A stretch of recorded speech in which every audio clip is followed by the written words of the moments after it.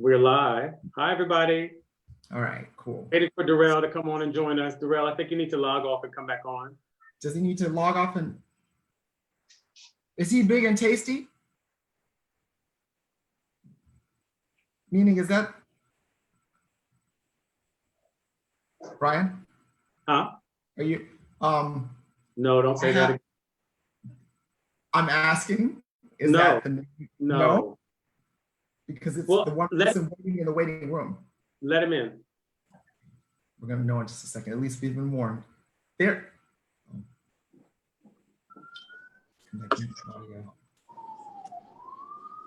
We don't have and you need to turn off your phone. You need to turn off your email. Hold on. You hear him?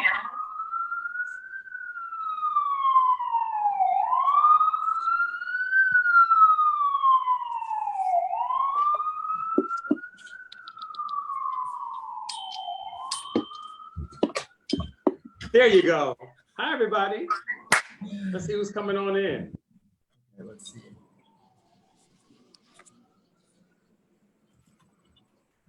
Let's see who's coming on in. Hey, Latresa. Hi, Latresa. Hi, Teresa. And Tony. Who fixed it? Are you all set? Let's see. Let's wait for a few more people to come in the room and see who joins us tonight.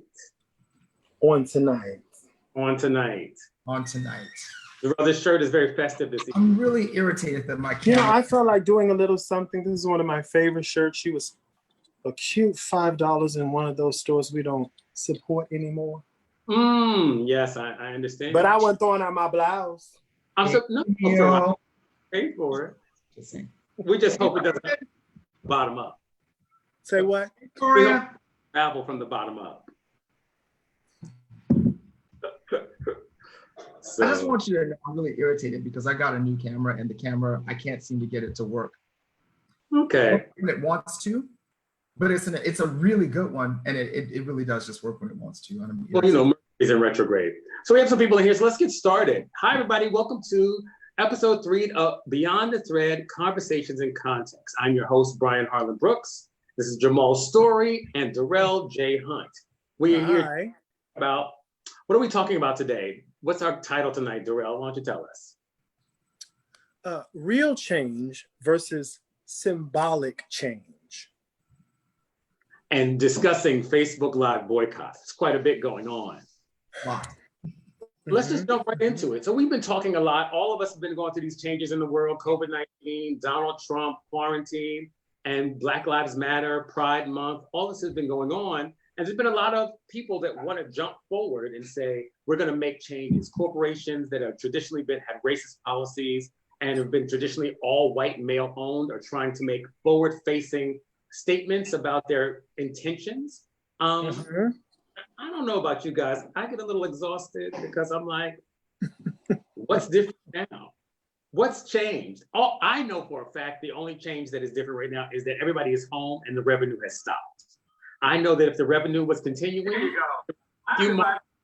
a few sad tears, and we would move right on to the next. But now it stopped, and we have COVID-19, and we have the scourge that we have in the White House, and the administration that follows, and the entire Republican Party that's in lockstep. It's caused everybody to really pause. I think it's a good thing. I was talking to a friend of mine recently who said he thinks it's a spiritual moment overall, that the planet Earth, then Mother, Father Earth said, you know what, just stop for a minute. Right. Just stop. But with that said, corporations are making outreach and trying to change, as well as the fact that there are a lot of things that are coming down. We see a lot of statues coming down. The Mississippi flag came down. A lot people of things. Say, Darrell? People are upset in Mississippi. They are angry in Mississippi. We have NASCAR. Darrell, we lost you for a second. We have NASCAR. Sorry. It's okay. We have NASCAR with the noose with Bubba and people walking in solidarity around the track.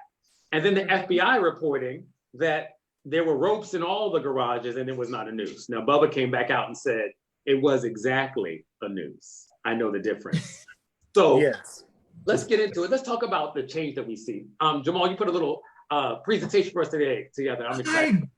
I did. Okay, so we're talking about statues, real change versus symbolic change, right? And so one of the things I wanted to do was sort of, put together something that gave us a sense of just some visuals of kind of what's going on. Because one of the things that that we talked about earlier, Brian and I talked about this, I think Darrell and I talked about this too in separate conversations, this idea of sort of the history of these statues and sort of, and the history of symbols of Confederacy and of oppression and white supremacy in this country, and sort of how all of that plays its part and in keeping the narrative, really, really loose and very, very specifically white supremacist. So I'm going to go ahead and share my screen so that you can see this little ditty we're putting together here.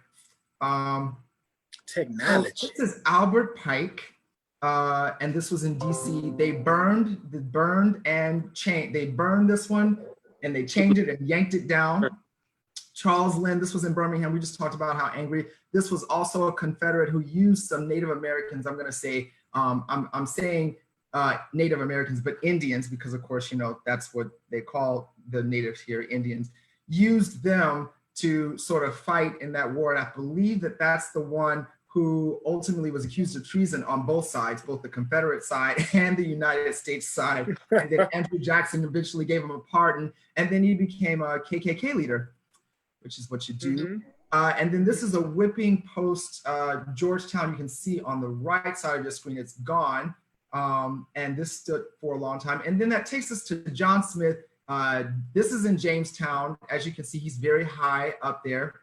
I'm going to pause it right here. And John Smith, of course, is the person in the turn of the century, coming from the 16th century to the 17th century. This was the person who came over and interfaced with the Powhatan Indians, and had the moment with Pocahontas, who is coming up next. Now, Pocahontas is also in Jamestown, but you can see she's much smaller, and she is nowhere even close to in the vicinity of John Smith, okay? And I'm not sure how many of you guys know the real story of Pocahontas, but the basic story is, let me actually go back so we can see her for a second. Let's just see her on the screen.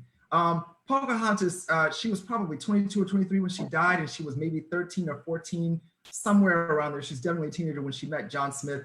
And the whole thing was, they kidnapped John Smith, and they dragged him over to do something that he perceived as very, very threatening to his survival. And she, the story goes that he put his head down on the rock, and then she came over and put her head there in between, the rock that was going to come down and his head, and saved his life. And then apparently after that, the chief said, "Welcome, my son." Now, because John Smith obviously didn't know how they did things. Hold on. So the story goes that John Smith allegedly was kidnapped by indigenous people. Yes. Who were going to kill him, and then Pocahontas. He thought. Well, because he didn't know the traditions and the mores of this particular culture, so he assumed that was what was going to happen. The part of the story that's odd is that then right after Pocahontas saved his life, the response was, "Welcome, my son." I don't know that was really a ritual to kill him, but anyway, carry on. And who told this story? Where's this story being told? Who's the author of this? Is it Pocahontas? Is it the indigenous? Well, it was definitely not Pocahontas. I mean, we've gotten a better version of this story more recently. Even the History Channel, the History page, all of those pages are telling a version of it that sounds more authentic, because of course, as it always happens with indigenous people who are helping strangers, they were going through it. They were having a difficult time dealing with the environment they were in. They were going hungry. They were losing foods. They threatened the Powhatan group. John Smith and his people threatened to take them down. And so, in an act of benevolence, the chief said, why don't we meet and have some negotiations? The negotiations didn't go well. I can't imagine why. And so, you know, naturally the natives thought, you know, this isn't going to go well. Let's launch an attack on them and make sure that they don't do anything crazy. And of course, Pocahontas saved him by John Smith by letting him know, oh, this is what's about to happen to you. So he was rescued once again. And then, of course, she married a native. She married another native who then was kidnapped by other English settlers and then taken across to the motherland, which in this case, of course, is England. And what was really fascinating to me about this entire story is that none of that narrative, none of that whole narrative of sort of benevolence and you know, second chances and all of that stuff that the natives were giving John Smith, none of that is present in any of this sort of symbolic representation as far as statues in Jamestown. And one of the things we talked about is sort of the idea of how to tell the story. What story exactly? You want to come on out of Pocahontas? I'm going to come out of Pocahontas. Thank you, darling. Listen, I don't know why you guys are tired of looking at her. There we go. Well, I think what's interesting about everything that you just said was that the narrative, this is one of the few times that we see two sides in terms of put up an effigy in the town square, so to speak. So we have Pocahontas up and we have John Smith. Problem being, John Smith, like Thomas Jefferson, is alleged to have an affair with somebody that had no real choice. And when we get to that, and we have those statues in Jamestown that are now coming down. And the statues all over the country are coming down. And although I think it's time the statues come down, I think one of the issues that I have with the statues coming down is not that they shouldn't, is that that's just a surface moment, right? Yeah. And people have been upset about the statues. And one of the things that's been interesting to me about the way people are approaching it is they're like, these statues, how can they take these statues down? And my answer to that has been, these statues have sat for generations. And nobody has really addressed taking them down because we know as Black people, as BIPOC people, that the statues are symbolic. Right? But apparently, especially because Donald Trump just passed a bill that would make defaming a statue something like 10 years in jail. He wants to do that. I don't know if he really can do that. They're more concerned with the statues and the symbols than the people that are actually alive and being killed unjustly. So the statues have to come down at this point because apparently, as my grandmama used to say, y'all think fat meat ain't greasy. We told y'all we don't want these. We told y'all, listen, we would like to live unfettered, and you said no. We asked nicely, and you said no. We gave you Martin Luther King, and you said no. We gave you Malcolm X, and you said no. We gave you Colin Kaepernick on a knee, and you said no. And all the while, Black people are being killed with impunity, oftentimes legally such, and oftentimes illegally, but then held up by the law nonetheless. And so at this point, you've left us with no other option. Go ahead, Darrell. And this is my thing. From day one, I have said, some people think that the statue should be melted down and no. I believe they should all be curated. I believe they should all be in museums so everybody can know who these nasty, filthy, racist, nationalists, they didn't know who these people are because taking down the statue without contextualizing what you're doing or without nuance basically keeps people angry, it keeps them upset, all these rubbish people that love the Confederacy, who love tradition and stuff like that. I would love it if the statues were taken down, if spaces were made in museums so that people can walk by and say, this person sold slaves, this person supported the Confederacy, this person did. I think they should be kept, and I think they should be moved inside of these museums. They should be taken like in certain places so people can learn from them, because just destroying them, melting them down, tossing them into the sea, that is further sanitizing our nation's history. So that's my thing about the statues. It's also how I feel about burning the word nigger. I think nigger is part of the lexicon that was created that built the country. I think it just has to be contextualized all the time. I don't want it to be something that people can use against me, but the real issue is getting rid of the circumstances that create a nigger, if you will, in the society. Getting rid of the circumstances of poverty and disproportionate assault by the police, and the inability to create longevity and wealth, the inability to have health and wellness in our communities, getting rid of all of that, getting rid of stereotypes and monolithic one story about Black skin and Black people should be first. And then I don't even think they should censor the word nigger because it's a part of the entire culture. What happens is we are offended by it and we know that it can still be hurled at us. And conversely, I think white people who have moved on, believe they've moved on past it, don't want to hear it because it reminds them. And I think the truth is both of the stories have to be told in full. So sure, George Washington, first president, helped to create the system in which we know. That's an honor. He also owned over 100 slaves. Both things have to be said so that we can understand that our founding fathers are not deities. They are not gods. They don't. Right. Darrell, you're from the South. So what was it like growing up under the specter of the Confederate flag with a lot of these symbols around you? I don't ever remember any type of positive energy around the flag when people in my family, in my community saw them. I grew up knowing that there were certain neighborhoods we were not going to drive through late at night. I knew what it was to see a Ford F-150 with a gun rack and a Confederate flag hanging in the back. I knew what it meant if someone had the Confederate flag around the cover to the gas, that little flap there. I always knew that it did not equate to me being safe. I always knew that it was going to be a certain type of white person stepping out of that truck. And this is my lived experience. I'm not making this up. But what I learned was that, there are other white people who will not hang this flag from their front porch. They will not put it in the back of their truck, but they feel the same way. So what they do with their suits in legislative offices is like they keep that same energy going. But the flag, those people celebrated it. I mean, it was more important to them than the American flag. In many neighborhoods I rode by, there was only the Confederate flag hanging. Some people have the Confederate flag and then the American flag and say, well, it's history. But no, there were houses that we would ride by and we say, ooh, they only got the Confederate flag. We know not to knock on their door.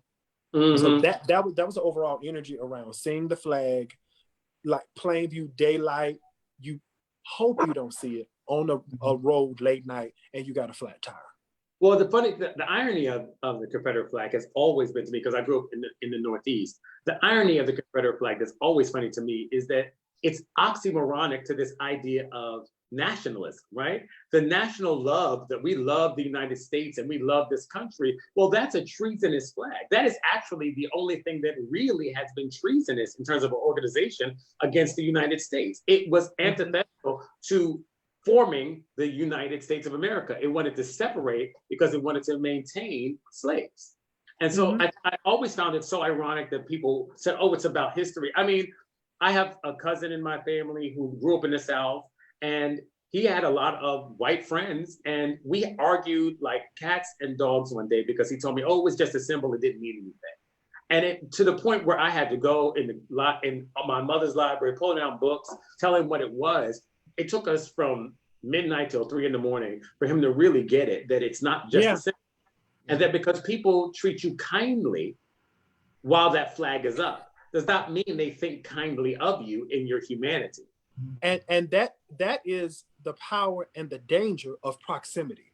Because you're around some of those people and they've treated you nice at dinner, you take that as the entire moment or the entire experience. That's why growing up, I learned a lot of stuff early. Some of it I probably should not have learned before I got to kindergarten, like the story of Emmett Till. Maybe I should have got that around 5th grade, 10 years old. Well, I'm saying that it's so interesting because, I don't know if you all seen this video of the little girl who's marching and she's yelling and she's walking down the street and she has more than 5.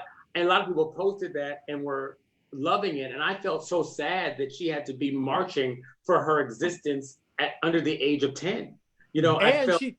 And she also had to be in a potentially violent environment.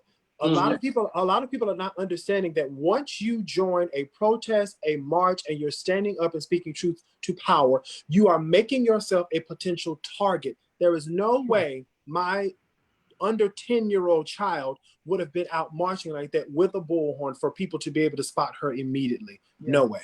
Well, the other thing to belabor that, not to belabor the point earlier that we made about sort of both things, about sort of all, you know, this thing that's come up in other conversations, and I'm sure we'll have on this show, but about all of the things can be true. You know, the idea that it's not just one thing, that, you know, America is sort of fascinated with the glorification of this good bad dichotomy, you know, sort of like the superhero villain thing, that you're only one or the other. If we exalt you, we've got to exalt you, and there can be no evil, or you're evil and then there can be nothing, you know, redeeming about you whatsoever. You know, and so with our heroes, that's part of the thing with all of these symbols. All of these symbols are about sort of creating either a good evil paradigm, and it doesn't really allow space for the entire history to be told, so that that little girl is growing up in a context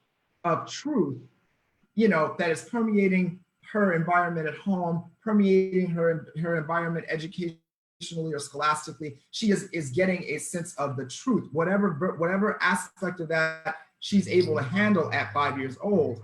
But the thing is, what doesn't happen is at 11 or 12, now, if you go over here on February in this after school program, because it's predominantly in a predominantly Black area, we're going to now give you a little bit more history that you're not going to get anywhere else, about all of the things, all the contributions that came out of Black people as far as invention, because of our, you know, enslavement, and all of those were solutions to problems that we needed to solve, that we ultimately solved for the betterment of the entire nation in perpetuity, right? So it's the idea that if we can reconcile all of that, then that 5-year-old girl walking down the street in that march, even if she doesn't have the entire context, it's not gonna hit her so hard, you know, later on, or at that moment when, you know, parents sit their kids down to have the talk. You know, it's not the birds and the bees talk, of course, it's the, listen, if you get pulled over by a cop, this is what you do, calm down, this is how you address it, move slowly, nothing sudden, because all of these are of course, life-saving things that we have to tell our children, right? So the idea is that if we can create a broader, more honest context, more inclusive, something that's more comprehensive as far as the history of the country, and the history of that statue, and the history of this one over here, and what happened between there, then we won't have this problem. Well, and you know, getting back to our topic, discussing, you know, sustainable change, you know, it's so interesting when the taxes came down and all of a sudden Juneteenth became a thing for the whole nation. I was a bit offended and triggered by it. I was at work, and my manager and I had a good conversation, because one of the things I said was, you know, I think all these symbols coming down is good. If we get rid of Aunt Jemima, get rid of Uncle Ben, that works, that's fine. Give Juneteenth as a holiday, that's fine. But that is not what the matter at hand ever. And that is not going to suffice for actual substantive real change. Because as far as companies making forward-facing statements when there's no inward-facing reflection of that in their corporations is also problematic. I think it's great to have no Aunt Jemima, but when you get rid of all the symbols of racism, it becomes what we have in the Northeast, as opposed to what you went through, Darrell, or in the West Coast. You get covert racism. Because now Aunt Jemima, did not know the pancake brand knew exactly what that symbol was. That symbol came from a slave, and then went on, and they gave her a perm in the 80s and changed her facial features and changed the way she was. And Uncle Ben came from the same thing. So those companies are still going to be rooted in that exact behavior. It's going to take them erasing the picture, because the truth of the matter is, the one companies, and I understand this, wanting to look good on the external is about their money. It's about a revenue today. And right now, it's very unpopular to be overtly racist. So I'm going to change these symbols. I'm going to take this down. Half of the reason NASCAR said no Confederate flag was not because they cared about Bubba, which was the only person driving a capital that's Black. It's because all of those corporations decided to pull out of NASCAR. So the reason I'm always with the sidest of eyes is because excuse me, y'all didn't hear about Martin Luther King? Y'all just what? Oh, I just want more education. Black History Month is not just for me. That's a national holiday. So Martin Luther King's birthday is a national holiday. So for you to all of a sudden be walking in solidarity with Bubba around the track as if you had no idea, as if you, and I think another one of the side eyes is we know that white people around white people that carry the Confederate flag know exactly what it means. They might not say it in the company, but in a homogenous zone where you see the Confederate flag, there's no way you couldn't know what that meant at NASCAR. And now that the Confederate flag has been banned, I don't believe that those people that are going to go to NASCAR are going to change their minds, or that NASCAR is necessarily going to stop courting racist institutions. What do you want to say, Darrell? Without information, you don't understand the strength of an institution like NASCAR. NASCAR was born out of bootlegging. NASCAR was born out of prohibition, because the people that were selling hooch and slinging liquor illegally had to soup up their car engines so they could outrun the police. Right. So that is what NASCAR is rooted in. And I'm gonna pause you right there, Darrell. Which conversely, if we want to make a one-to-one comparison, so we know that when we do drag racing, when Black people in Black neighborhoods take their motorcycles or bikes and do that same thing, they are immediately criminalized and immediately considered dangerous. And I'm not saying the practice is not dangerous to private communities. I am suggesting that I'm showing the double standard between the two things. NASCAR, with people doing something illegally to run hooch, becomes a multi-billion-dollar institution in the United States and in the South, where Black and brown people who soup up their hoopties in West Hollywood or in Compton, and who have lowriders in brown communities and who have long Cadillacs in Detroit are considered hood and ignorant when NASCAR becomes a multi-million-dollar thing. Go ahead, Darrell. Yeah, and what I was home a couple of weeks ago, and I was talking to my mother about things that are going on, and because Hey, Cher. And because I'm filtering trauma, I can't look at a lot of news. I look at New York 1 in the morning to see what's going on with New York. Are we on phase 2? How are we moving forward? What is the weather today? But I can't look at other news because I don't want to risk something flashing in front of my face that is going to trigger me, because there's so much stuff going on. So as I'm in North Carolina, I'm talking to my mother, and she said one of the major things, and I was looking on their local news, people are mad because the governor is not supporting opening NASCAR. So y'all, in a state that's currently increasing in numbers of COVID cases, y'all are mad because y'all good old boy, good old girl, Dukes of Hazzard, good time, y'all want to gather and sit packed up in stadiums to watch cars go around a circle. That's more important than protecting the lives of the people that are disproportionately affected by COVID, which is the Blacks. Or your own. And I think that one of the things that's interesting is disproportionate doesn't mean that you're immune, right? Because that goes for the whole system, right? So if we go back to taking down all these statues, you know, Cuomo, as well as he's done with COVID-19, was like, well, Columbus was a symbol for the Italian American community. I'm like, well, the Italian community maybe, because I'm not an American, and Columbus didn't land in what we call America, North America at all. And to those statues, definitely, I think they need to come down. And I think I'm glad for Aunt Jemima being off the box. So what I was saying earlier is that is not substantive change. No. All of us on here have come from Black institutions, Black art institutions, Black education institutions, and Black art community. Substantive change is the long haul. It's the long. It does not happen overnight. It doesn't happen because you erase something. It doesn't happen because you put out a Facebook post. It doesn't happen because you put out an IG post or because you hired a Black diversity inclusion person on your team. And what's ironic is you have the diversity inclusion person Black. That's not the person that has to be Black, right? No. That person doesn't have to be Black or brown. It helps. But if you have a corporation that is majority white or majority white male, you need someone also who speaks that majority language to understand Exactly. how that's going through. And then people have to be hired in other places within leadership in that community to create true diversity that runs through the entire organization.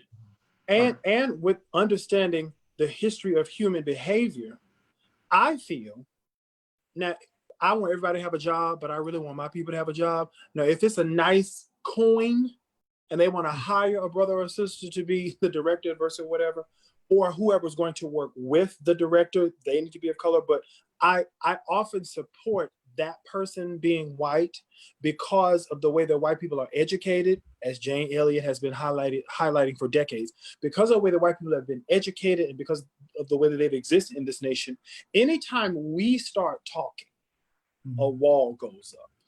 Anytime we speak above a whisper, the wall goes up. That's why for the longest time, I have sent people Jane Elliott when I have been talking about certain subjects. I send her to white folks. And Dr. D'Angelo, I can never remember her first name. Let me look her up. Jane Elliott, everybody, I'm not sure how many of you guys saw the study that was done years ago involving the dolls. Yes. Where there was an experiment to see what racial biases are sort of deep-seated culturally, and what biases are sort of they pop out in experiments like these. And there was, the brown doll and then the blonde doll. No, that wasn't Jane. Jane Elliott did. No, Jane Elliott did the blue-eyed experiment, and the she blue-eyed brown eye. Wasn't that with the dolls? No. That experiment was done, as I recall, it was done on television. It was aired where they asked children, they asked little black girls, which doll is the good doll? Which doll is the bad doll? Jane Elliott, when Dr. King was assassinated, she decided to try with her students in her classroom to reverse the general treatment of blacks versus white, but she did it around eye color so that people could see that they were being discriminated. Brown eyes. Yeah, they were being discriminated based on something they could not control. We can't control our eye color as we're born. So that's why I sent her. And I've also started sending people Robin DiAngelo's study. Her book is called White Fragility. I think that's the title of her book. You got it. So because a lot of people, I can be very nice and very sweet and very peaceful and very angelic. Really? Yes. Okay. And sometimes sometimes white people still think I'm coming with daggers and lighter fluid and matches when I'm basically just saying, no, this is what happened. So as we're looking at real change versus symbolic change, there's a lot of work that has to go into actually rerouting everything. If you're going to take down the statue, but you're not going to put the truth of the information back in the school books, and if you're not going to talk to curriculum specialists about U.S. history and how students at a certain age start learning state history, like we got North Carolina state history throughout school at certain levels, and then you had U.S. history. If you're not going to redo that, then what's the point of having this symbol? And we have to be the people to challenge that. Really quickly, I was on Facebook one day and somebody tagged me in a post about a book that had printed misinformation about the sit-in movement. And because people know who I am, they know where I'm from. I used to work at the museum that was the actual Woolworth. I went to A&T. I know the whole story front to back. So I got on the thread and people were talking. The information that was incorrect, the author who teaches is at UNC Charlotte, he wrote, and the Duke University Press published, that the sit-ins in Greensboro started in 1964, and they were led by students at UNCG. The sit-ins were February 1, 1960, and of course it was students from North Carolina A&T. UNCG is a white school. Yeah, they're diverse and they're liberal arts and everything, but it's a white school. So all of the people on the thread were talking about, see how they do us? They do us so bad. They got to mess up our history. I said, well, look, it's published by the Duke University Press. Have any of you called them? And they said, no. I said, hold on. I Googled Duke University Press, called the person at the front desk. Hi, Duke University. I said, hi, I need to talk to you about some misinformation that you all have published. Had that conversation. I told them I would get back with them. I went back to the thread. you guys, I just called Duke University Press. Here's the number so you can express what you're typing out on this thread. You can do the work of calling them, and maybe they'll speed up in the reprint of the book that was being used in the university classroom setting. Did they? It's a lot of work. Well, did they change it? I have to call them back to see, because they would have to take the book out of circulation, because from my understanding, the book was being used in the university setting. So then that would mean syllabus, course for crime, all that kind of stuff. Yes, it's a textbook, basically. Right. Yeah. So, but I'm saying they would have to work out what they're going to use the next semester. Are we going to, stuff like that. So I do have to call them back, but I just wanted to show the people that they have a voice and that there is work to be done versus just arguing and clamoring and making noise and letting out your emotions. I think a lot of that, because we have not had a historically contextualized education in the United States for a very long time, and because we want to tell a single story, right? Eddie Glaude, who teaches at Princeton, he has a new book out. I love him.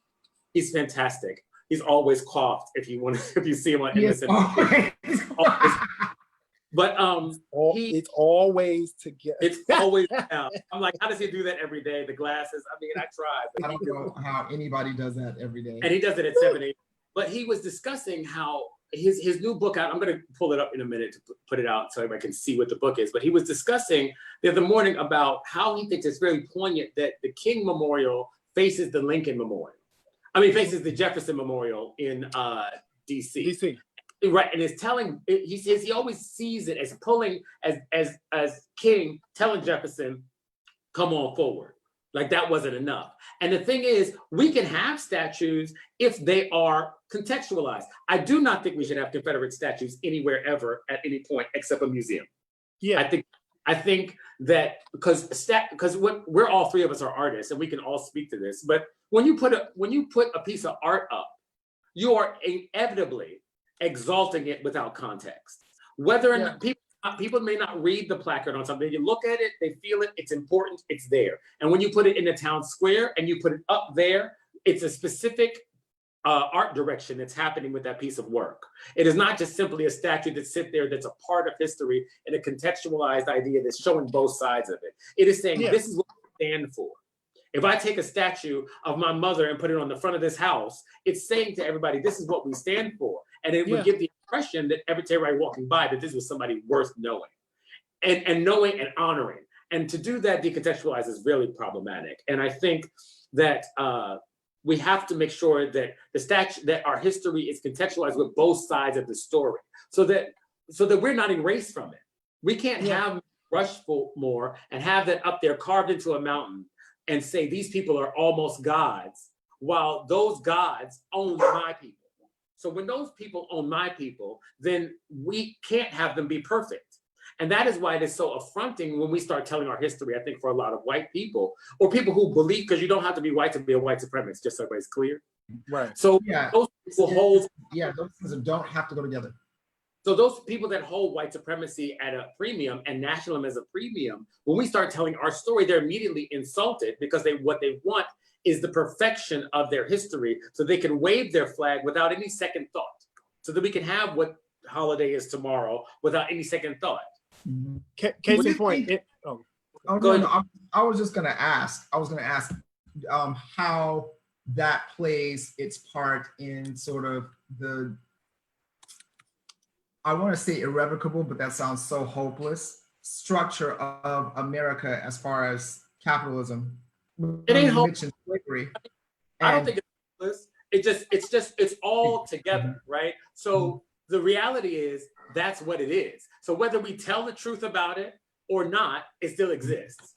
It's like getting a COVID-19 test. Oh, no. What I mean by that, let me reframe the question. What I mean by that is that if we tell it like it is and we all understand this is what it is, and then part of that history is the building of this country on Black backs. That's just what it is, right? And the idea of, and sort of the Protestant work ethic and all of those puritanical things that happened at the very beginning when people first got here, and tried to incorporate those values into something that turns into the pursuit of success at all costs, including yours over there, you Latino, yours over there, you Negro, yours over there, you know what I mean? All of those things. What I'm saying is once we get to that truth, once we get to this is what it is, and also, by the way, we're still doing it right now, even in our corporate structures all the way down. That's the part that seems hopeless to me. I don't know if it's fair to say that it's irrevocable, because of course, you know, here we are in 2020 and now we're after change.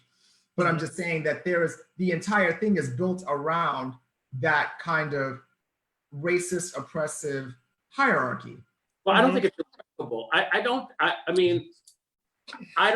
don't struggle with hopelessness for people, but what I do say is that because it's baked into the cake, so to speak. So all of the things that we think are success, you know, one of the things, my mission is to get people to redefine success for themselves. Most importantly, brown people and people of color, is to redefine success so that you don't keep running up a hill that has nothing but shit on the other side once you get to the top of that hill, right? Sure. So move from the spirit of enough, so that once you know what enough is for you, it's not just more and more and more. Because if it's always more and more and more and more and more, you are always going to be at the hest of someone else telling you what's important and what isn't. And you won't be able to make those choices, and you won't be able to make those sacrifices that it takes to really love another person and put somebody else first, or to say, I'm not going to take that job because it's a show about women and I think it should be a woman choreographer. If I move from the spirit of enough, then I can do that. If I never have it, then I'm going to take every job coming my way.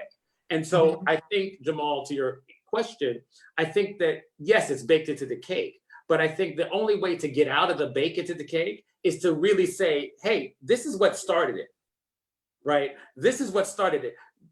Sally Hemings and Thomas Jefferson were not, I'm never going to acknowledge that as a love story, because one and one didn't, right? So I can't hear you, Jamal, you're on mute. You're on mute, Jamal. Sorry about that. She didn't have a choice. She did not have a choice. So when you don't have choice, there can be nothing that we can acknowledge as love. But if we tell that story honestly, then what we tell everyone is that you have the power for incredible good and incredible bad, which makes our checks and balances worthwhile. I think one of the reasons the system does not work is because the mission of people who want to see us not win in it is to make us apathetic and disconnected from it. So make us believe that with 14% of the population, or 20%, under 20% of the population, that we can all get guns and we can have our own communities. We tried that. We had Wall Street. We had the MOVE movement. We had that. And what happens is we are set upon by the larger thing that we are in. We are a part of it. And then we're not, and until we actually extradite ourselves from it, we cannot extradite ourselves from it while using it. Right. So I can't. That's the paradox. We're using it. We're still a part of it. We are still part of the consumer population. But I mean, but we have to be. It's funny that you mentioned Jefferson and Sally Hemings. I was talking to a friend earlier this week, and she mentioned she sent me an article about, it was like more information about the history of Sally Hemings and stuff like that. And a lot of what was in that article, I knew because X amount of years ago, I was in DC, and whenever I'm in DC, I'm going to the Smithsonian's, at least 2 of them. So I was in the Museum of American History, and they had a complete exhibit on Jefferson and Hemings. And the thing that I heard the most out of white people that were walking through that exhibit, they were saying, oh my gosh, I didn't know that. And then they moved to something else. Oh my, wait, they had how many children? I didn't know that. And then they were like, oh my God, they weren't freed until he died. Oh, so he enslaved his own children. And I wasn't saying anything. I was letting them babies soak that in and perish, because that's what I felt like someone was doing. But when people get the truth, it demystifies these founding fathers, and it makes the work easier. People are allowed to see them as human beings. One of the things that is powerful about art is its ability to be attached to public memory. Hamilton, the show, is a result of art and public memory. I attended a conference some years ago about art and public memory, and Susan Lloyd Parks was speaking because she's done so much work around Lincoln. And she was talking about how we don't even recognize that we're drawn to stories simply if someone uses a founding father as a central character, a celebrity as a central character, and people going in because of that misty public memory or whatever, going in, they're already attached and they're engaged. There's a documentary I encourage everybody to watch before they watch 13th. It's called Slavery by Another Name. And I'm going to point out one thing. There's a woman who always told that her great-great-grandfather, whichever one of them greats he was a hardworking man, a noble man. He helped, he got wealth for the family, all this kind of stuff like that. But when they rolled open the history books for Mother, they found out that after the Emancipation Proclamation, he had about 20 slaves that were still on his property. He owned them. They were still working. And when the officers came to take them away, he shot all of them. She broke down crying on camera when they gave her the information. That is the work that has to be done. Cry, wail, get your feelings hurt, find out the truth about your racist granddaddy, find out the truth about your racist grandmama, because we always want to prop up and present a lot of times the white female as the peaceful, docile member of the family and stuff like that. And white women are often made the heads of diversity and inclusion because they are women, so therefore they are a minority. And going back to what Jamal says, it's not impossible, the work, but it is daunting. It is exhausting. But we just got to keep taking deep breaths. And like I will continue to say, as my friend Dion Figgins and I came up with, if everybody would just put your pedal to the metal at a 40 mile an hour when it comes to do it, and just do it all the time. Stay on 40 all the time. Mm-hmm. About knowing your history, about being present to the language you use, about paying attention to what's happening for people as we start to evolve. If everybody does that much of it, we'll make awesome moving. And we won't have to, because really, I want everybody to know that all of us as Black people are sitting around, let's just say, I can't speak for all of us. A lot of us are sitting around at these symbolic gestures saying, okay, great. I knew Aunt Jemima was racist. I didn't need, you took it down, thank you. I knew that, but thank you.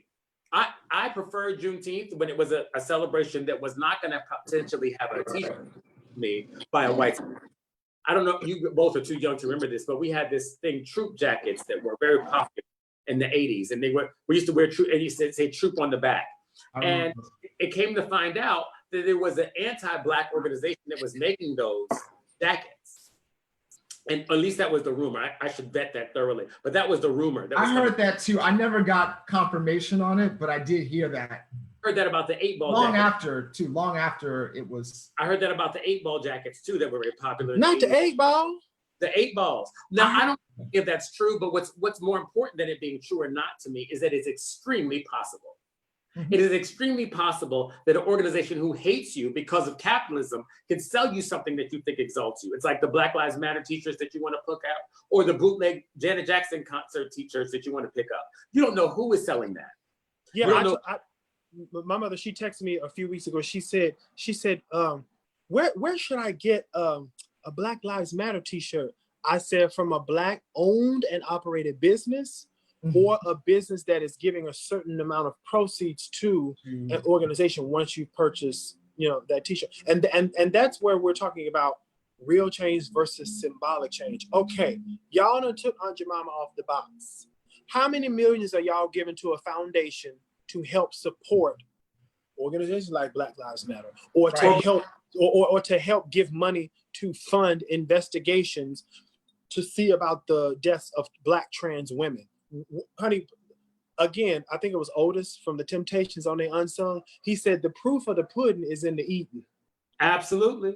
What are you're at the table? What are you preparing to serve people, to give people? And are you going to be the first partaker in the work that has to be done? I don't care.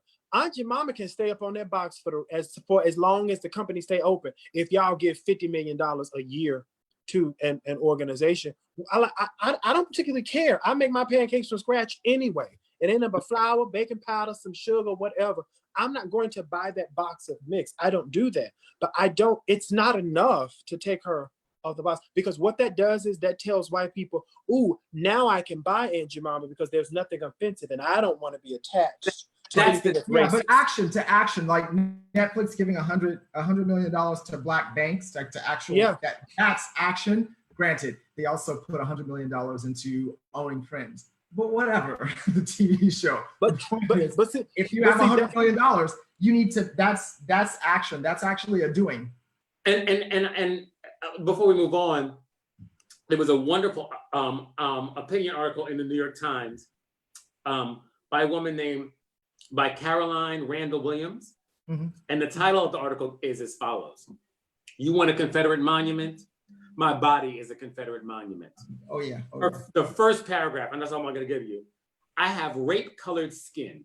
My light brown blackness is a living testament to the rules, the practices, and the causes of the Old South."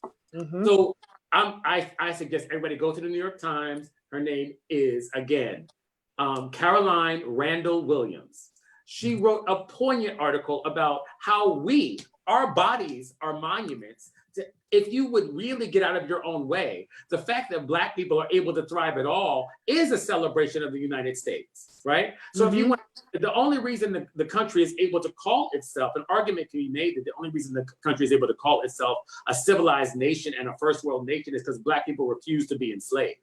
Had Black people not refused to be enslaved, and white people not work to make that change as well, but had Black people not refused to be enslaved, we might still be a third world country with owning slaves. We might very much be.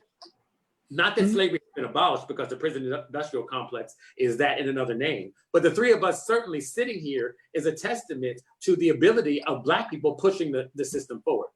Jamal, we lost it, babe. Oh, he's screen sharing the article. Oh, nice. Yeah. Everybody see that? Mm-hmm.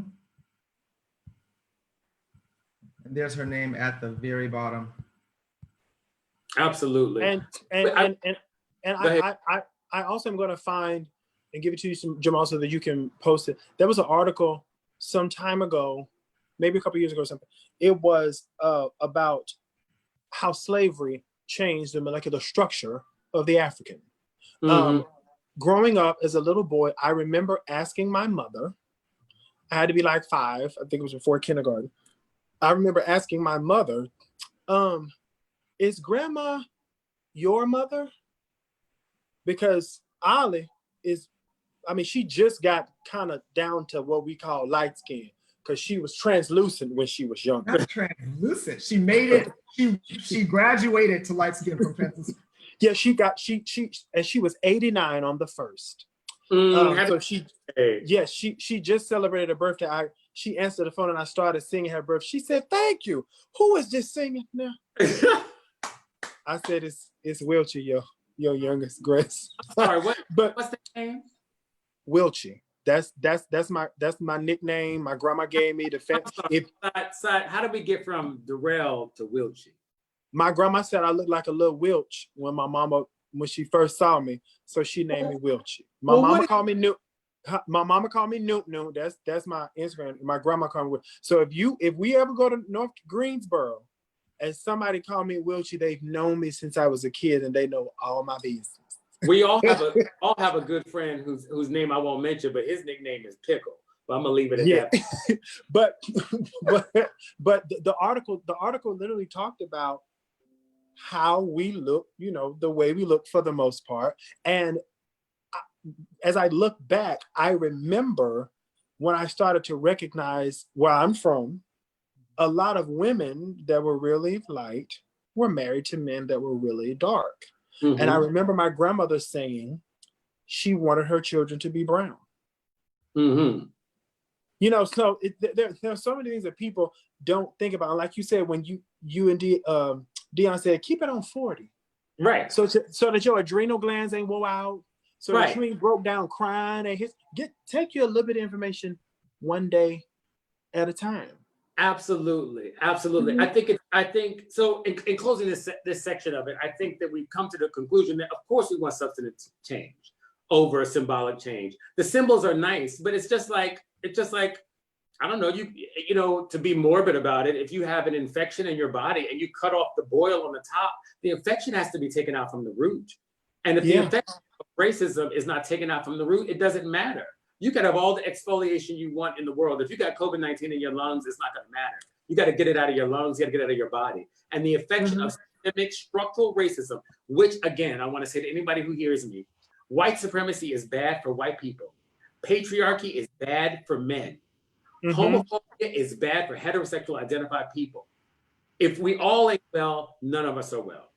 And now, just in the last thing I wanted to touch on tonight was one of Jamal brought to my attention and really made it part of tonight's conversation, which was the Facebook boycott, because that goes back to trying to extradite yourself from something. Now, I've thought it was funny all along when Congress and everybody was pulling Mark Zuckerberg up on Capitol Hill to admonish him for all of his poor business practices, while they could not get the president of the United States to follow suit in those same practices.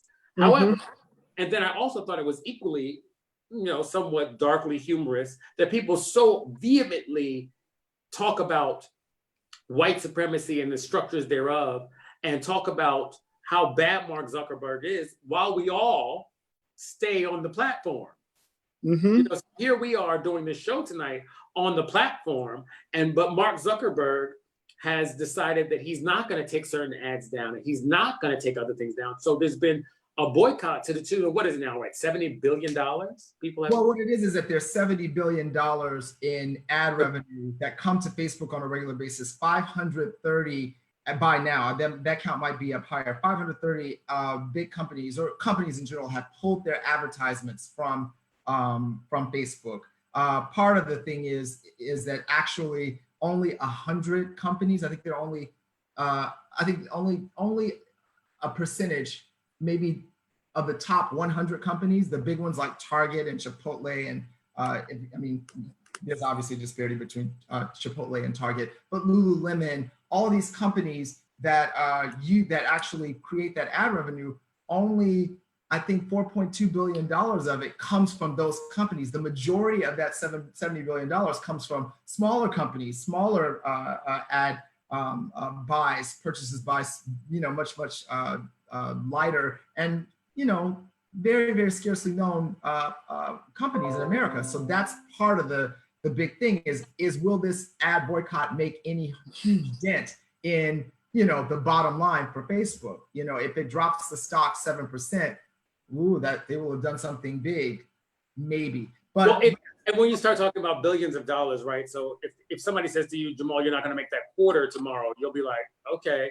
And so when you talk about somebody who's making billions of dollars, I think that the boycotting and the pulling out of it is important, but I don't think that it's actually going to be sustainable or make substantive change in the platform. I think Mark Zuckerberg's purview is that this is not a publishing platform, that this is a platform for public speaking. So when people speak publicly, they're allowed to do what they want to do. But as Darrell J. Hunt can testify to, he's been put in Facebook jail at least 8 billion times. So there are times in which we are all censored. So it's very interesting that the powers that be the president, be an administration, be it something on the white side or the right side of the law, doesn't oftentimes seem to be censored. But if it's a brown terrorist act, of course it's censored. If it's something that they consider to be pornographic based on their rules of pornography, it's taken down. If it's something I know that people were calling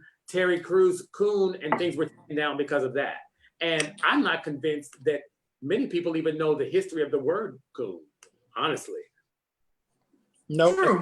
True. But people were taken down for that. So I mean, where are we? I mean, maybe we'll find part of it. That's where I was going earlier. That's part of the tie-in for me to the conversation that we were having earlier. Is the bigger issue when we're discussing hope, right? When I'm discussing hope and the idea of the bigger system, it becomes about a conversation about how much, to what extent does the capitalistic way of being filter down into all of this history and all of this oppression and all of this racism. The idea is that, there's obviously a dollar bill, there's a bottom line oriented aspect of all of this, but then there's also one of the folks suggested on MSNBC, I think it was earlier, that a lot of the companies are utilizing this moment of boycott to stand firmly against the hate speech and rhetoric that is used on Facebook and Twitter, which is owned by Facebook. Twitter and Snapchat are both Facebook engines, but by the president. So it becomes political. It becomes an act of political warfare too, for a lot of the companies that are pulling out.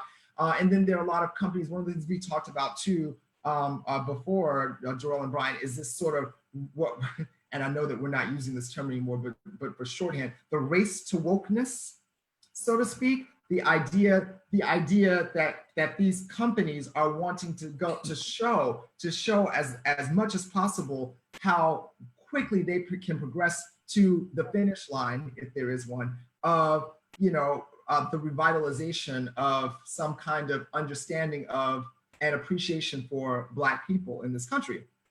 So all of that is part of the conversation with, in other words, for me anyway, and I'm saying this to the general audience because this is specifically my opinion. For me, all of it is very, very connected. The fact that we are having a conversation about Facebook and also understanding too the conundrum that Mark Zuckerberg finds himself in as a person having to navigate free speech and free press and all of that in the context of a war against white supremacy, conflated, and I mean that very deliberately, with the money part of it, because there's a very, very clear financial portion of it that he may not actually be very affected by, but also the stain of how are you allowing these things to be said on your platform? All of that becomes part of the conversation about how, in the general scheme of success in business, if the scaffold for corporate success is already contaminated with better than youism and racism and hierarchies and social stratification and economic stratification, and it's all about more money, then is there a way? Is there a way to get through that? What is the solution? I mean, how desperately do we need to dismantle, or does it need to be dismantled? Well, it depends on who you are, wouldn't it, Darrell? My thing is the hashtag Stop Hate for Profit, where these businesses are saying they're not going to advertise on Facebook and stuff like that because they won't take down Zuckerberg and the Facebook entities, whoever the people is in them rooms that make the decisions. They won't take down his stuff. For me, I think, okay, and as I was reading today, Starbucks spent over $90 million last year in advertisements on Facebook. That was the report that I read today. Mm-hmm. So you have stayed afloat. You're still doing quite well. So I kind of see that as like, I have disposable income, so I'm going to do recreational things, like go see the shake dances and throw money at them. Then when I turn my life around and I say, no, I don't want to do that anymore. When was that? Has that happened? Are you? This is all hypothetically hypothetical. Hypothetical, Jamal. It's hypothetical. Yeah, it's hypothetically hypothetical. Okay. So if I decide I'm not going to do that anymore, the disposable income or the money that I have did not disappear. It did not go away. Mm-hmm. So I think $90+ million, Starbucks, are you going to give that or a portion of that to an organization, start a foundation, give it to the United Negro College Fund, give it to whoever? Statistically, Andrew Carnegie built a total of 2,509 libraries between 1883 and 1929. I'm reading this stuff right now. 1,600 of them were in the US, 660 in the UK and Ireland, 125 in Canada, others in Australia, South Africa, New Zealand, Serbia, Belgium, France, the Caribbean, Mauritius, Malaysia, and Fiji. This was what the Carnegie money did. Now, all of his peers, Rockefeller, Morgan, all of them, they were disgusting people as they became, today they would be the equivalent of billionaires. But what they did at the end they did their own little I'm better than you because they were racing to see who could give more money as major philanthropists. Yes. Now, I don't want to hash whether or not that was valid, but I do appreciate the libraries that Andrew Carnegie built in New York that I have been able to visit. Mm-hmm. So I don't care. I don't ever have to be invited to dinner for any exec at Starbucks, but I would appreciate the year moving forward. So that's 90 million you're not going to spend on Facebook. Where that money going to go? Is it going to go to bonuses for the execs? A lot of the companies that you mentioned earlier, some of them don't advertise, period. I think that like, I know that Lulu and a couple of other ones that you mentioned, they don't advertise on Facebook. They don't advertise, period. And they don't advertise on Facebook. Lululemon does advertise on either Facebook or Instagram. I'm told that Instagram and WhatsApp are also owned by Facebook. So by extension, if Lululemon advertises on Instagram, then they're advertising on Facebook. Absolutely. Yes, Lululemon has a like page on Facebook. Yes, but I'm suggesting that. But you're saying running ads. Right. Right, which is different.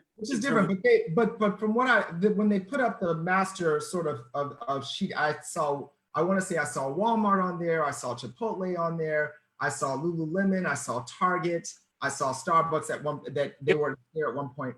All those corporations pulled out. By the way, I just want to say this. I got this quote. What Mark Zuckerberg said is, we're not going to change our policies or approach on anything because of a threat to a small percentage of our revenue or to any percent of our revenue. Because Mark got, my guess is that all these advertisers will be back on the platform soon enough.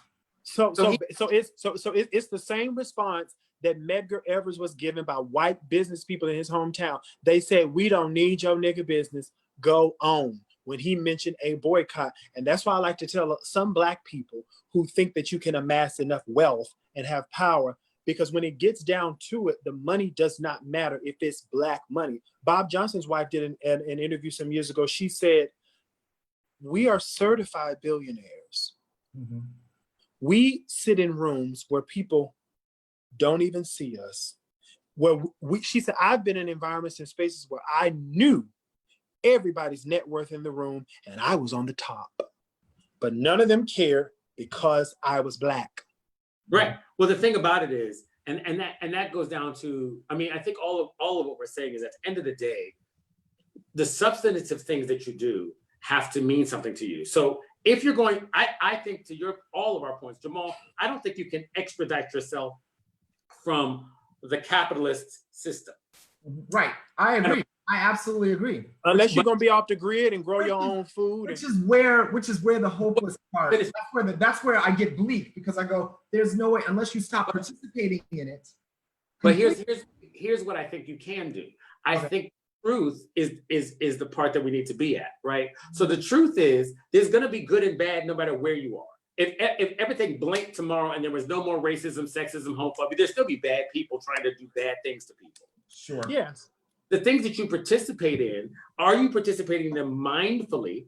And are you making mindful choices about how long you're going to stay, right? Mm-hmm. So if you do something that you feel like, okay, I'm here because I don't have a lot of choices. When you get a choice, do you make another choice? Do you take $20 billion of your $200 billion and give it to? Do you do that? Do you do 40%? Right. If we say 40 miles an hour, do we 40 miles an hour as a corporation? Mm-hmm. If a corporation like Starbucks did 40 miles an hour in civic responsibility, the world would be much better, right? If all the multi-billion-dollar corporations did 40 miles an hour, pedal to the metal in philanthropy, we would have more libraries. If everybody did 40 miles an hour in civic duty, we would make sure that our elections were not just happening when it was a presidential one. Right. If the companies that advertise, celebrate, and promote pride and support for the LGBTQIA+ community, if they can give just a quarter of a coin on that to Black issues, to issues of brown people, to issues that will fight socioeconomic division and prosecutorial discretion, all those kind of things like that. If they can start a fund for Black people that want to be attorneys to pay, or if you want to give Dr. Reverend Barbara's Poor People's Campaign, or you want to help Stacey Abrams with maintaining the vote. If you want to do it, if you give as much money as, if you say, okay, I'm going to take, if we take the idea of brown people too. Yeah, if we take the issue, if we take that and do that, I think we make incremental change and we start to move the orb to make a different shape. But the orb, what'd you say, Jamal? Oh, no, go ahead. But the orb doesn't change if we only do it and then sit down, do it and then sit down. As I said multiple times on this show, the nature of peace is to relax. And the thing is, we need peaceful warriors, right, who protect the peace, right? So in an Africanist culture, in indigenous culture, there are warriors that protect the peace of the people. I mean, the idea was stolen for the police. The police are supposed to be peace officers.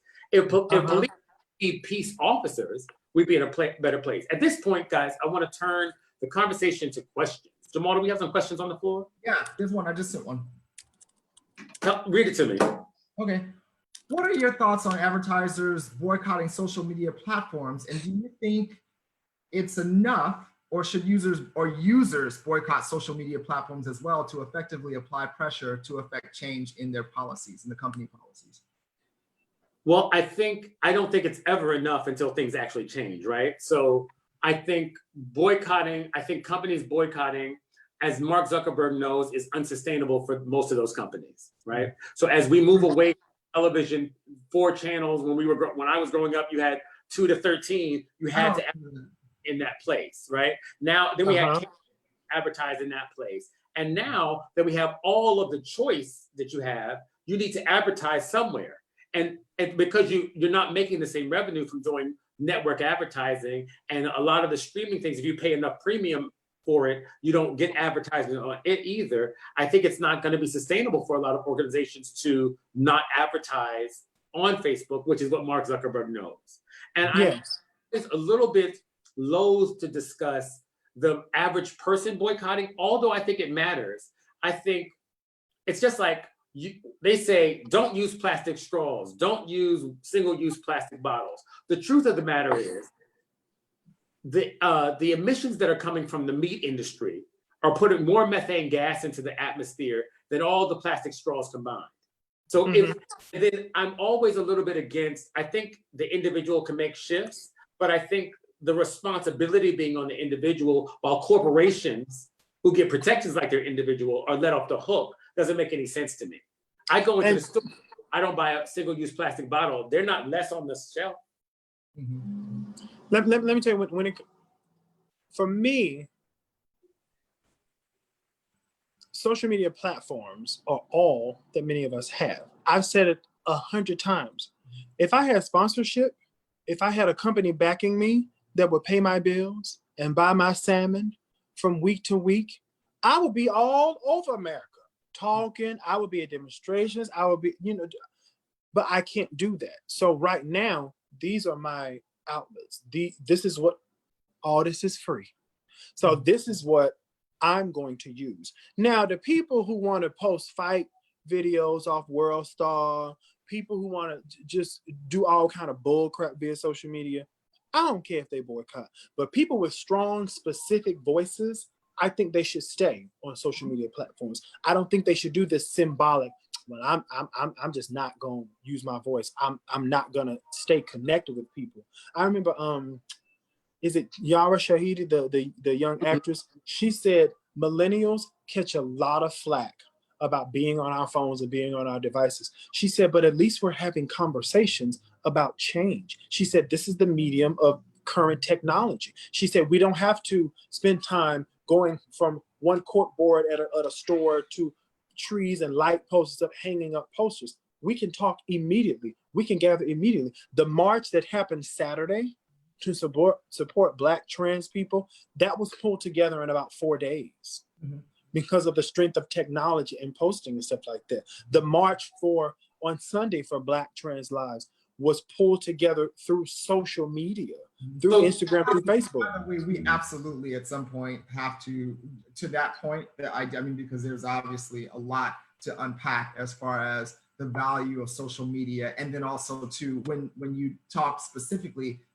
to that point specifically about sort of having the conversations on social media, on Instagram, and there's a whole other abyss that we can fall into on just that. And so that I think that's definitely show worthy at some point, particularly because you know it does become a generational thing. It does become about how the reason, I mean, we're on, this is called Beyond the Thread because it's important to have this kind of conversation, at least in this way, so that we can truly get into the nooks and crannies of it. And to be clear, I think that, and I think in conclusion to that idea, I think the idea is that I think it's a combination of both.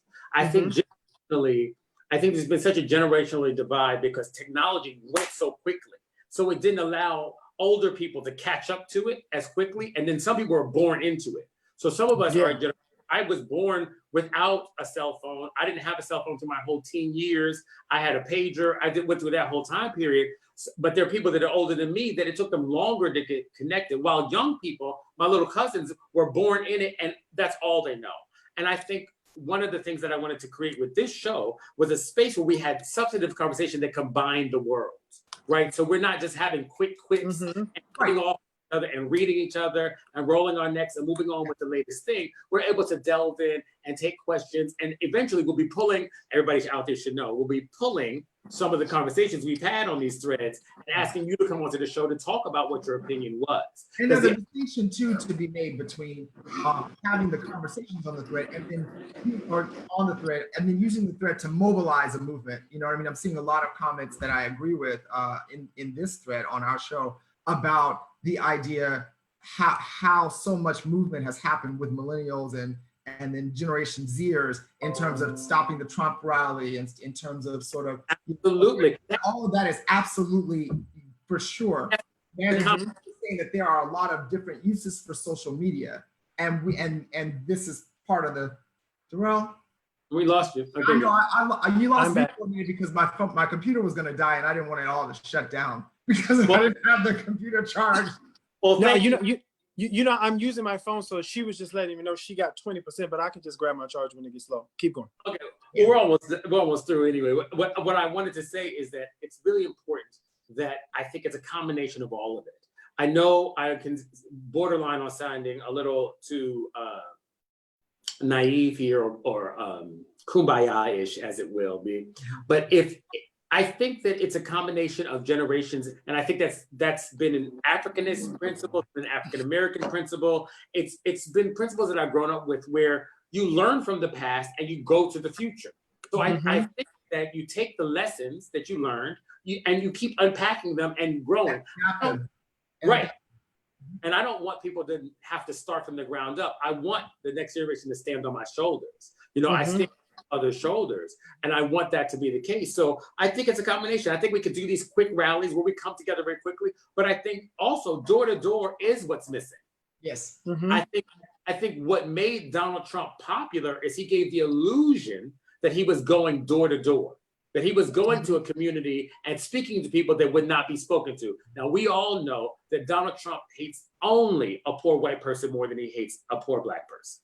He cannot stand his own supporters. He doesn't like them. He doesn't think anything about them. He would never even shake their hands. When he knows about social distancing because he'd be 75 million feet away from them before COVID-19. Trust and believe. He ain't held not one of their babies. You know how politicians tell old babies? Donald ain't held not one baby at a rally. I've never seen that. No. So and watching too much, so there's that. And the thing is, grassroots has always been the way. If you study the civil rights movement, it was the men and the women, but mostly the women, who were working behind the scenes at the local churches, at the local community centers, teaching people civics, breaking down the Constitution, letting people know this is when you need to go vote, getting buses and vans and carpools and stuff together to organize things. So a lot of people just get focused on the leaders and the warriors, which white supremacy they were able to target and destroy, but they don't know all of the information and the history about the grassroots work that got people gathered. They started blowing up churches because that's where people gather. 16th Street Baptist Church was not just sporadically bombed. They bombed it because that was the that was the epicenter of all of the civil rights activity in Birmingham. So people, I'm so glad you're there, Darrell, because one of the things I wanted to point out is that throughout history, Black people have gathered in churches to galvanize our community. And even if they were not Christian, those churches provided shelters, which is why the United States wants to make such a big deal about not being tax exempt if you do any political rallies. But I want to show you how white supremacy works. Trump just had a rally in a church, and they are going to maintain they're going to maintain and they advertised it as such. But I bet you that white church will maintain its tax exempt status. The only way they could lose it is if they had an affiliation with like the Ku Klux Klan, and they allowed a Klan member to speak in their podium at their church and spread their hateful rhetoric. That's the only way they can get around it. They can have the president because he has not been declared and listed as a hate group. So your 501c3 status comes into question when there is someone that's listed as a hate group, they're speaking. No, but your 501c3 also comes into question if you do political things in your church. Yes, and, but we would have to dive into, is the pastor saying you should vote for Trump, or is Trump saying I would love your support? Right. Because there's it's that snake oil salesman stuff. It's very dicey. I can guarantee you this: if because Barack Obama went to his old church to speak, right? So that happens, right? So it happens. But what I noticed is that a lot of Black churches are no longer doing the home of the movement, no longer being the home of the movement. No. And I am. If I know our system, Edgar Evers and King and all of those leaders, the church was the way. That was how it got done. The way, because they were in there just preaching about the gospel of the Bible. They were talking about civics, taking care of yourself, eating well, how to be safe. That's how they got ready for the Woolworths counter march in the base. But what has happened over time is that we got some rights, we got some freedoms, and people started saying, well, we ain't got to do that no more. You know, that was the civil rights movement. That was the six. We have come up. We can vote. My children are going to college. My grandbaby's on the honor roll. So they don't particularly have time. We're looking at that now with people who will not pull together and put on a mask and stay at home unless you have to go out and make your bread and buy your salmon. We're looking at people who literally cannot discipline themselves to stay at home for the sake of millions of other human beings. Well, Jamal, do we have any more questions? We do. Okay. This is from Socorro. Hey, cousin. Hey, cool. You feel there is a distraction that can happen by separating Black trans lives and overall Black lives? Why the separate marches? We actually, I don't think that distinction means that there's weakness. I think that sometimes things have to be just like Black Lives Matter. Distraction is the word. Oh, right. I don't think it's a distraction. I think that it's important to exalt those who are the least of these, who are being hurt the most. So we say Black Lives Matter, not all lives matter, because we want to make sure that we understand that Black people are more at risk.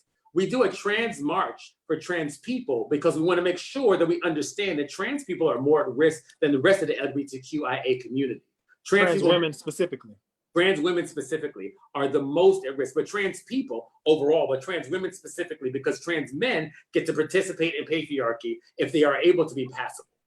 And I want to say that, right, that also part of it is, in a broader way, this is that, as Brian likes to say, in this pandemical time. That's Darrell's term, not mine. Darrell made that term. Oh, I'm sorry, I couldn't remember which one of y'all came up with. These pandemical times. What's happening, what I find is happening is that everybody who was sick and tired is really, really, really, really at the apex of sick and tired. And so all of the isms, all of the ills, all of the oppression, all of the bigotry, all of the this is what happened, all of that is coming out right now. And people are in their houses. Some people are not in their houses. and they're going, not no mo. And so, Right.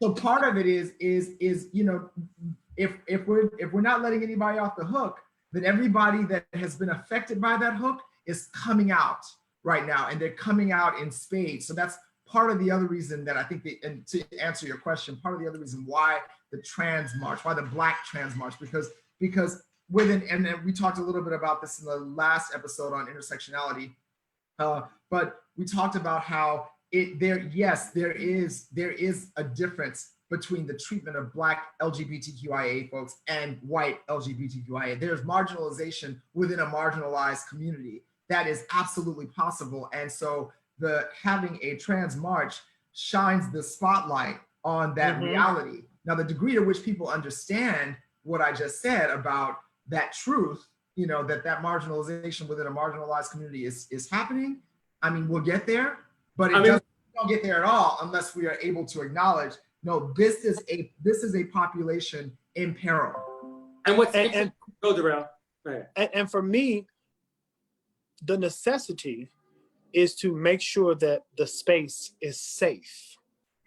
So if we have to separate those two groups for the sake of making sure that everyone is safe, then that is something that we should do. A lot of people do not know that two of the women that started Black Lives Matter, Patrice Concolas and Alicia Garza, identify as queer.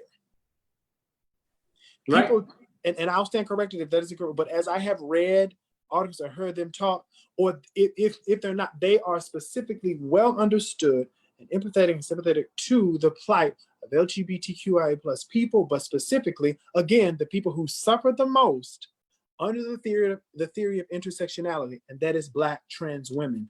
Literally no one cares. When I was marching Sunday and that heat was barreling down on my forehead and the back of my neck, I was looking at tens of thousands of people, and the majority of them were white, that were marching for Black trans lives. Well, what's interesting about Darrell is that, you know, I not to disparage anybody who's asking questions, but I think it's really important to see that we make those distinctions when we find people to be worthy, right? We do Black men's marches at the drop of a dime. We mostly talk about, up until now, the disparity of the Black community vis-a-vis the Black man. We talk about how the Black man has been torn down. We talk about how the Black man has been arrested. And all of that is true.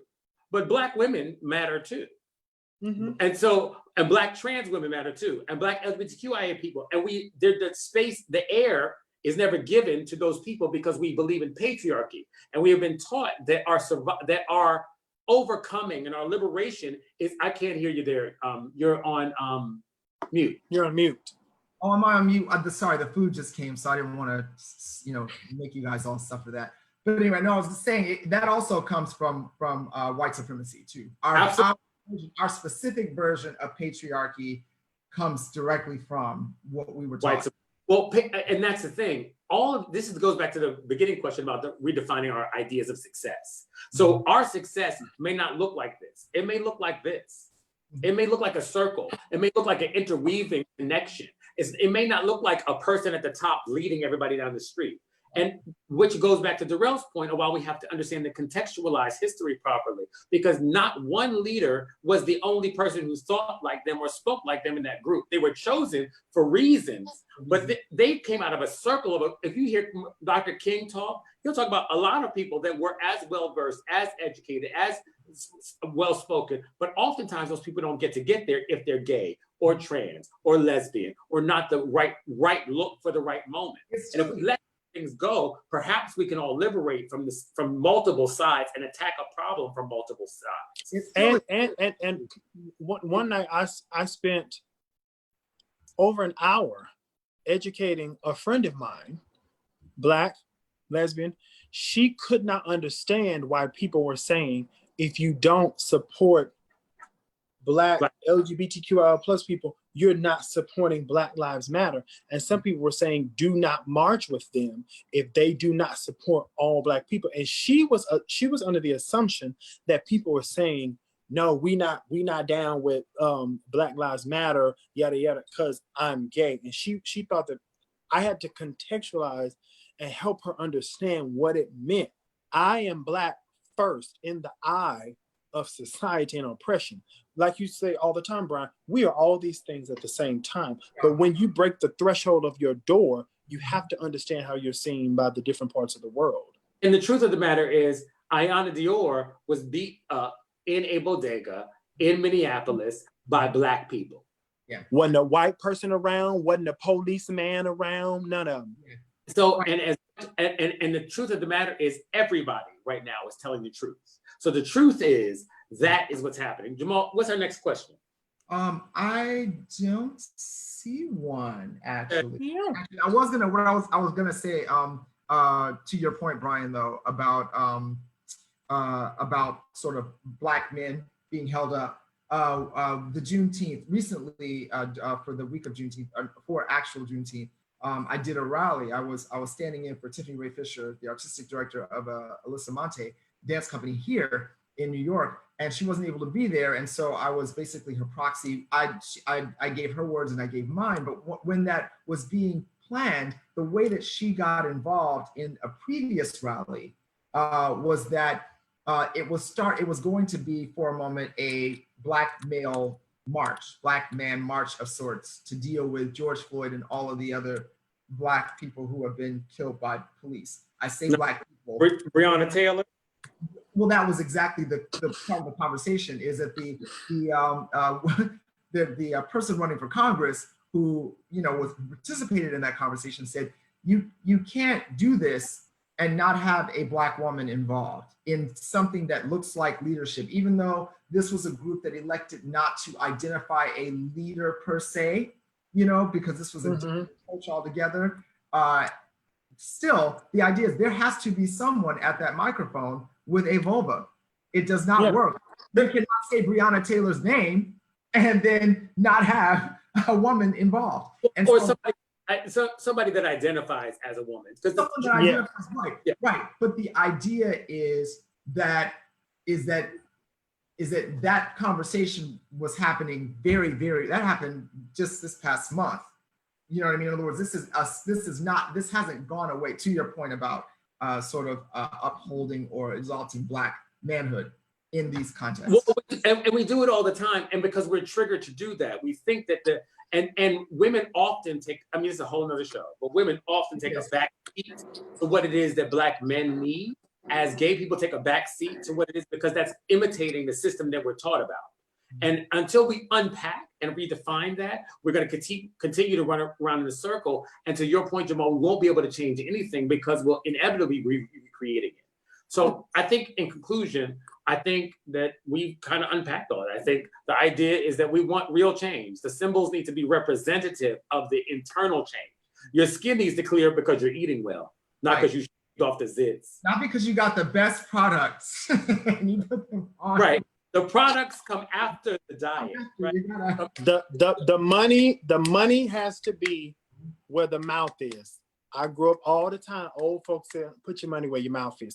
We have to see some fruit. We have to see some type of action. Looking, if I can refer to the scripture where Jesus saw the fig tree, and it was just leaves. There were no figs. He cursed the tree, and in a matter of moments, all of the leaves had fallen off. That is the story. Where is the fruit? Can I be fed at the tree? Can I grow? Can I expand? Can I have a better life? Can you help me with some of this PTSD that I'm living through as these fireworks are going off every night between 11 a.m. and 2 a.m. in my neighborhood? Starbucks, whoever, if y'all gonna pour this money off of Zuckerberg's Facebook and stuff like that, where is that pool of money sitting? Who is running your numbers at the office? Can somebody say, hey, so that 90 million is dangling around that we're probably not going to spend in the coming year. Let's do some good with it. Well, and absolutely. And I think the bottom line is everything is, this is the long haul. So just for any corporations that may watch or listen, we're all like this. Okay. Right. Okay, great. You took Aunt Jemima down. Okay. How many black people how many brown people, how many Asian people, how many people that are not exactly like you? And we understand that the world, that the country has white people in it. The expectation, for me at least, is not that white people don't have places in the world and don't speak and aren't in leadership. The point is that if you see only people that look like you around, right? If you see only people that look like you around all the time, everywhere you go, then maybe we should shift that. Maybe we should do it. And to that end, I want to say next couple of shows, we're going to be talking about arts and activism. And we'll have a couple of guests. Now, there's a lot going on in our community. Oh God. And we're going to unpack some of it. Not all of it, but we're going to unpack some of it. And we're going to talk, you have 3 artists here. We're going to bring some women artists that are friends of ours that are come and discuss our practice of being artists our whole lives and being in activism and in action for the betterment of our communities our whole lives. So we're going to talk about that next time. I'm very nervous. Don't be nervous. I'm not. Bye, everybody. That's why. Bye. Love, love, love. Them. You able to take us out successfully tonight? Are you going to take us live successfully tonight? I am. I'm going to take us off. Listen, I'm going to leave the thread up. If you guys have more comments or questions or things like that on any of the episodes 1, 2, or now this one 3, feel free to get in touch with me. We're going to have our own, what just has a matter of housekeeping, we're going to have our own website soon where you can find all of these. For now, they're going to be on, you'll see on my page and also on Brian's where you can see any of this stuff. But yeah, just if you guys have any things, if you want to know anything that we've talked about, anything we've referenced, any books, articles, we will have them available for you. Brian Harlan Brooks, Jamal Story, and Darrell J. Hunt. Good night, everybody. Good night. I'll get us out of here.